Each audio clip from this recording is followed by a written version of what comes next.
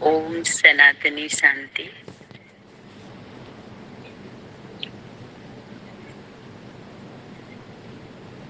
आप सभी सदा स्मृति सुसमर्थी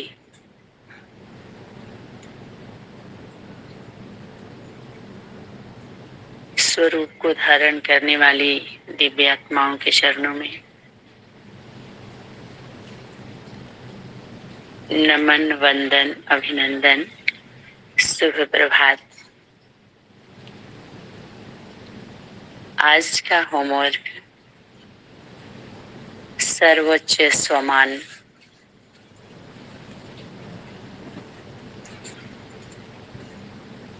स्वमान के साथ साथ सम्मान।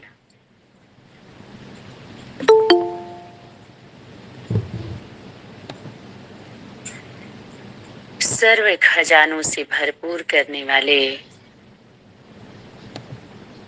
महादानी वरदानी महात्यागी व पद्मा पदम भाग्यशाली बनाने वाले हम सभी वरदानी मूर्त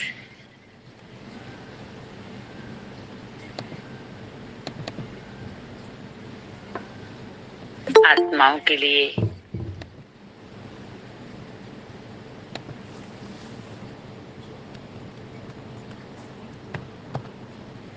ये होमवर्क है जो हम सभी बार बार बोलते थे। शिव बाबा बोले हैं, शिव बाबा बोले, बाप दादा बोले। आज से बड़ा सम्मान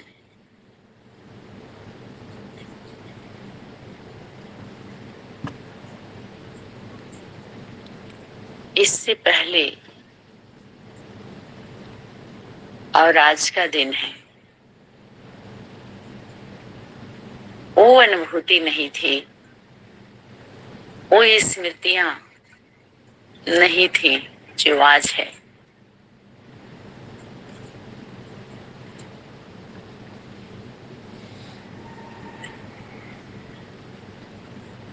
सभी से बड़ा सम्मान अभी ही है, यह जानते ही हो।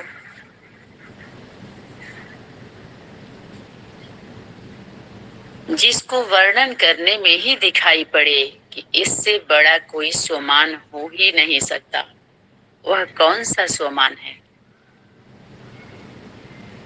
हम सभी जब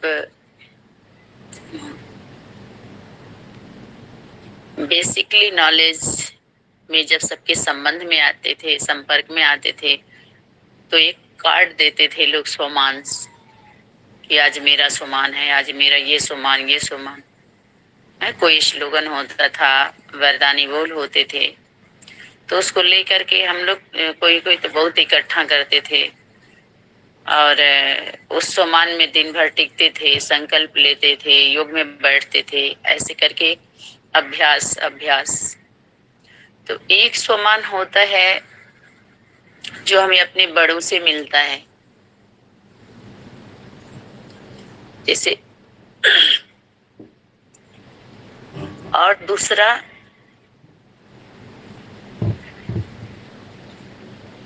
उसको दूसरी भाषा में ऐसे कहीं याद दिलाया जाता है, स्मृति दिलाई जाती है। जो बाप दादा ने तुम्हें तुम्हारा सम्मान याद दिलाई कि तुम कौन हो।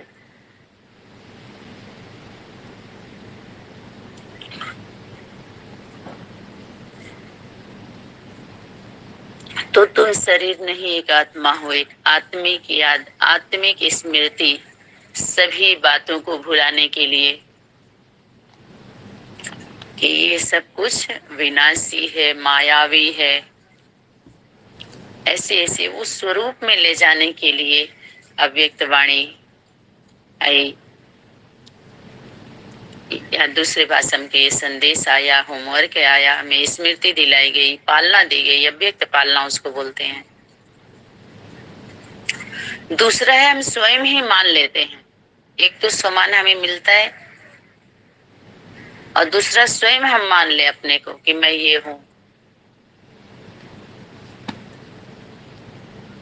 और उस पर हम क्या करें, कारोबार। तो इसमें ऐसे समझ लीजिए एक कंपटीशन कंपटीशन जैसे स्कूलों में नहीं होता है, पढ़ाई में इसका कंपटीशन कर रहे हैं। तो ऐसे कुछ इस होमवर्क को लेकर के कंपटीशन हो गया। इसको 30 संगठनों में प्रत्यक्ष देख सकते हैं। 30 संगठनों में उनके उनके मुखिया के द्वारा जो एक्ट चल रहा है, कारोबार चल रहा है, उनके फॉलोअर के द्वारा, सहयोगी आत्माओं के द्वारा जो कुछ भी चल रहा है कि बाबा ने आज वाणी में मेरे लिए बोला है, ये वाणी मेरे लिए चली है, मेरे द्वारा वो पाठ चल रहा है। मैं विष्णु हूँ, मैं वैष्णवी हूँ, मैं भारत माता, मैं भारत पिता, मैं गणेश, मैं महेश, आदि आदि। तो अपने ही मान के और एक दूसरे को मनवा के मना के तो ऐसे। और यहाँ बात है सर्वोच्च सम्मान, इससे ऊंचा नहीं कुछ है।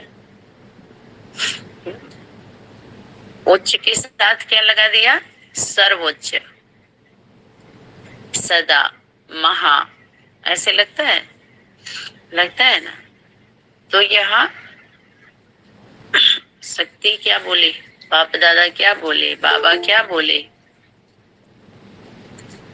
मना ऐसा समझो बाबा बोल रहे हैं। किससे बोलेंगे, दादी से याद दिलाएंगे। हम बच्चों को याद दिलाएंगे।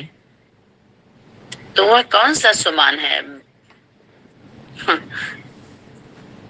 कौन सा सुमान है जिसको वर्णन करने में शक्ति बोले दिखाई पड़े कि इससे बड़ा सुमान कोई हो नहीं सकता। वह कौन सा है, बाप के भी अभी तुम मालिक बनते हो। अब बताइए, बाप का कोई अगर बच्चे चाहे माँ मालिक बने, अब बाप के नजदीक कौन होगा, माँ होगी। बाबा के नजदीक कौन होगा, दादी होगी, है ना। अभी कितने अच्छे से हम सभी इसको समझ पा रहे हैं।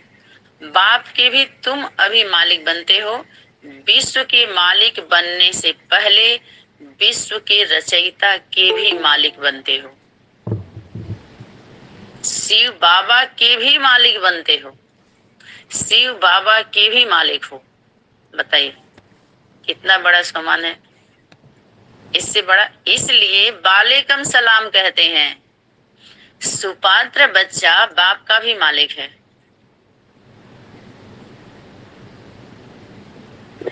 पहला बाप का बच्चा पहलौठी का कौन होगा, कौन था, है? बार बार तो नहीं इस पर प्रकाश डाला जाएगा ना। अच्छा, तो इस समय बाप को भी अपना बना लिया है। सारे कल्प में बाप को ऐसे ही अपना नहीं बना सकते हो, क्योंकि ज्ञान तो रहता नहीं। नहीं, ये सम्मान तो धीरे धीरे विस्मृति में चली जाती है। अभी तो जब चाहो, जिस रूप में चाहो, शक्ति क्या इशारा की थी, जिस रूप में चाहो। ऐसा खिलौना कब देखा जो ना टूटेगा, ना फूटेगा, ना रूठेगा। किसके लिए बोली शक्ति, बाप के लिए ही बोली। चैतन्य खिलौना, ना टूटेगा, ना फूटेगा, ना रूठेगा। बच्चे खेलते भी है ना बाल रूप। छोटे बच्चे के साथ देखते हैं हम सभी कैसे खेलते हैं, तोतली भाषा में उसके जैसा बन के खेलते हैं। बड़ा बन के खेलेंगे, खिलाएंगे उसको तो नहीं खेलेगा, उसकी तोतली भाषा में ही हम बोलते हैं। और जबकि वो बोलने लायक भी नहीं है, बोल भी नहीं रहा, लेकिन हम उसके सामने जाते ही, छोटे बच्चे के सन्मुख जाते ही, गोद में आते ही हम उसको तोतली भाषा में बात करते हैं उससे, छोटा बन के। अगर बड़ा बन के हम बताएं तो क्या है बेटा, क्या है, ऐसे बोले तो उसका कैसा होता फिर, अले अले अले अले अले अले। तोतली भाषा में बोलते हैं ना, तुरंत उतना छोटा बच्चा और इतने बड़े स्वरूप को तोतली भाषा में बोलवा लेता है अपने जैसा। देखिए ये है सम्मान, टिका हुआ है प्रकृति ने जो उसको दिया। जितने दिन का है, जितना छोटा स्वरूप अपने यहाँ ऑटोमेटिक है।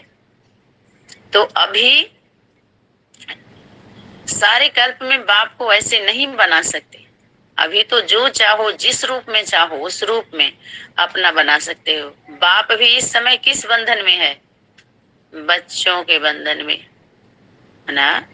माता पिता, पिता किसके बंधन में, बाप किसके बंधन में?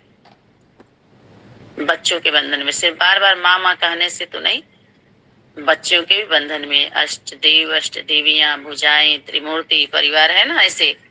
तो बच्चे के बंधन में माता पिता बनते हैं और बाप मातृत्व शक्ति के लिए बार बार इशारा करती है ना, क्योंकि बच्चों के।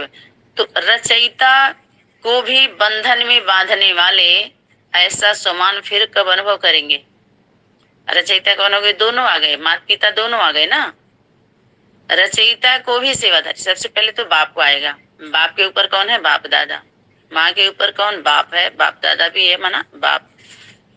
सेवाधारी बनाने वाले बाप को गुलाम बना दिया ना, अपनी सेवा के लिए।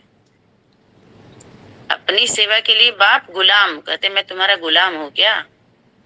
उसमें नहीं देखते हैं, वो ताश के 52 पत्तों में भी रहता है ना गुलाम।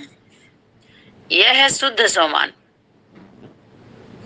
इसमें अभिमान नहीं होता। जहां सम्मान होता है वहां अभिमान नहीं होता।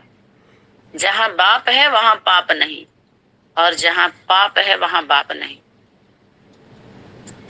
बाप को सेवाधारी बनाया लेकिन अभिमान नहीं आया।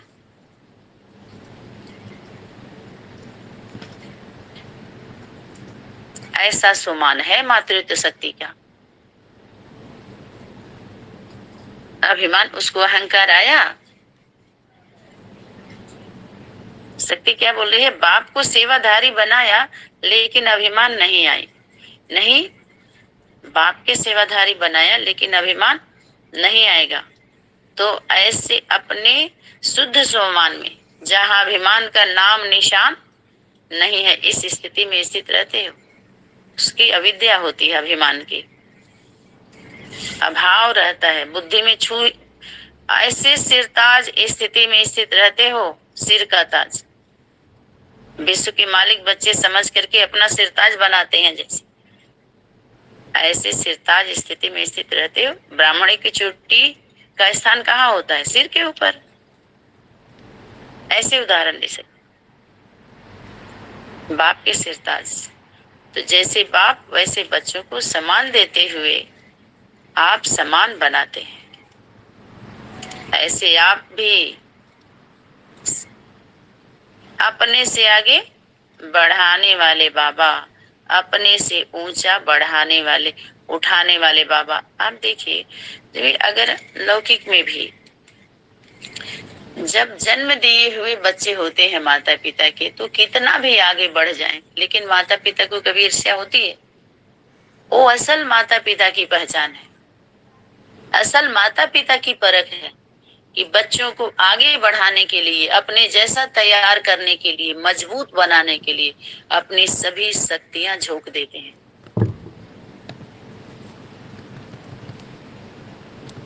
ये तो जो माता पिता है हद के भी, वो समझ सकते हैं उस पीड़ा को, सभी शक्ति लगा देते हैं निस्वार्थ भाव से। उनके अंदर ये नहीं आता कि बड़ा होकर मेरी आज्ञा का पालन करेगा नहीं करेगा, मुझे धोखा देगा नहीं देगा, कैसा निकल जाए, कुछ भी नहीं। निस्वार्थ भाव अपने बच्चों के प्रति ऐसे सोच सोच के माँ कभी दूध नहीं पिलाती बच्चे को, थोड़ा थोड़ा निस्वार्थ भाव से जिस समय जितना आता है उतना पूरा दे देती है, बचा के नहीं रखती। क्योंकि इसके लिए ही ज्ञान है कि जितना देंगे उतना आपका बढ़ता है। इसमें स्वार्थ भावना, स्वार्थ की भावना, हद की भावना,